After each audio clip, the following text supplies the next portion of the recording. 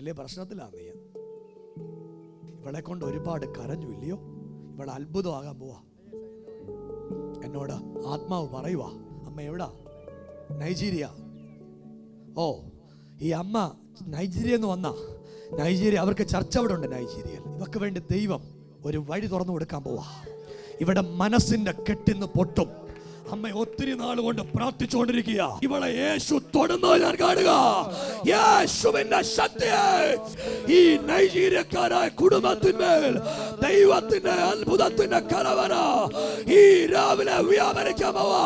കർത്താവിനോട് പറയുന്നേ, നിങ്ങളുടെ നൈജീരിയയിലെ ചർച്ച വളരും. ഒരുപാട് ആത്മാക്കളെ ദൈവം തരും. 2 ലാംഗ്വേജിലുള്ള ചർച്ച അവിടെ ഉണ്ടാകും. ഇവൾ അതിന് ഭാഗമായി മാറും. ഇവിടെ ശരീരത്തിൽ ആട്ടി തൊട്ടും മുടി വരെ ഇപ്പൊ ഒരു സൗഖ്യം വരാൻ പോവാ.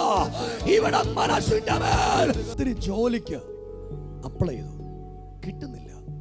ജോലി കിട്ടാൻ പോവാ. നീ ജോലി ചെയ്യും, മിനിസ്ട്രിയും ചെയ്യും. യേശുവിനെ നീ ഉയർത്തും. നിനക്കൊരു ഭയമുണ്ട്, ഇപ്പൊ കെട്ട് പൊട്ടും. നീ ആട്ടിമുടി മാറും.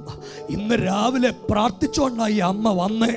അമ്മ ദൈവത്തോട് പറഞ്ഞു, കർത്താവേ, എൻ്റെ കൊച്ചിനൊരു വിടുതൽ കൊടുത്തിട്ടേ വിടാവൂ. ഞങ്ങളുടെ ഫിനാൻസ് മേഖല ഒരു വിടുതൽ ഉണ്ടാകണം എന്ന് ദൈവത്തോട് പറഞ്ഞു. മാത്രമല്ല, നിങ്ങളുടെ ചർച്ചും കൂടി ഉയരാൻ പോവാ.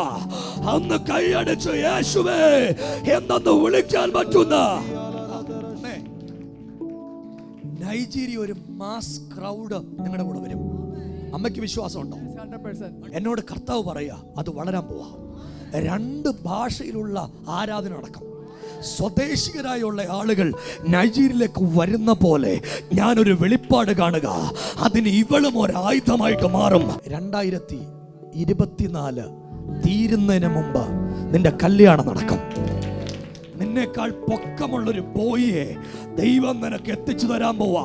നിന്റെ കല്യാണം നടക്കാൻ പോവാ. അമ്മയ്ക്ക് അത് ഭയങ്കര കൺസേണാ. അമ്മ ഒത്തിരി പ്രാർത്ഥിക്കുന്നുണ്ട്.